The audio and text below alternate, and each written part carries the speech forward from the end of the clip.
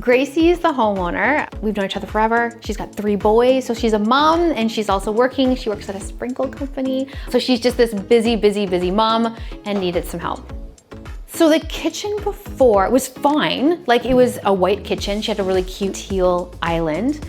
So everything was great. I think what she needed was some help making it more cohesive, and she wanted to have new life brought into this kitchen.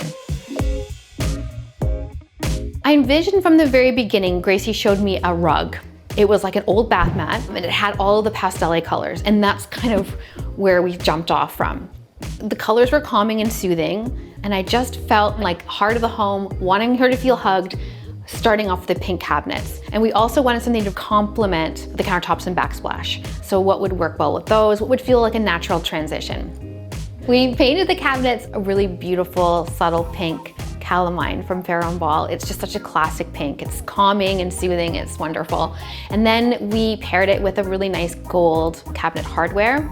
We added these really adorable light blue pendants. If we went white, it would almost appear more bubblegummy, but if we toned it down with a cooler tone, it just sort of helped bring the pink down. And then we added small pops of antique-y touches. So there was a cute little red and green painting that was hung on the backsplash, because I always feel like art should be everywhere. Why not put it on the backsplash? We toned things down with the wooden butcher block. The green Roman blind from Drop It Modern adds that modern touch to sort of break up everything else. So we're adding color, but making sure that it complements each other and then also calms everything down.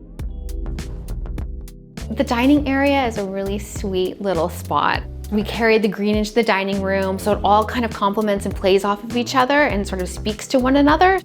We wanted to add some pattern to the wall, so obviously some wallpaper.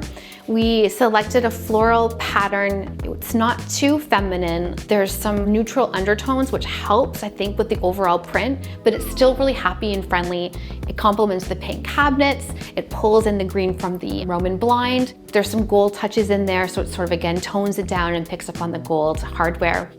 Before, Gracie had a table floating in the middle of the space, which is fine, but to give a little bit more room to move around and better flow within the space, we moved her table over in front of the window, which helps, and then we anchored the table with a bench, with a back.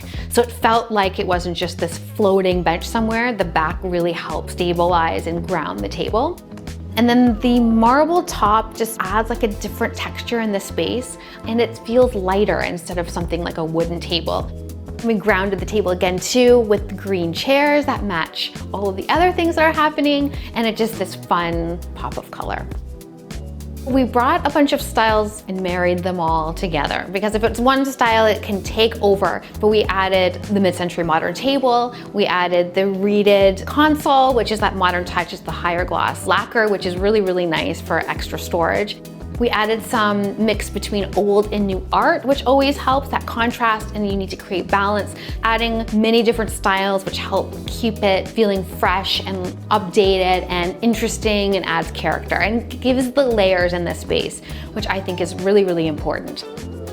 This was such a fun project to work on. I love working with people who embrace color and want to work with color and aren't afraid to use color, because I feel like if I were to say to someone, let's do a pink kitchen, it might be a little scary, but Gracie's always so trusting, and I am so grateful for that, and it's been such a great experience.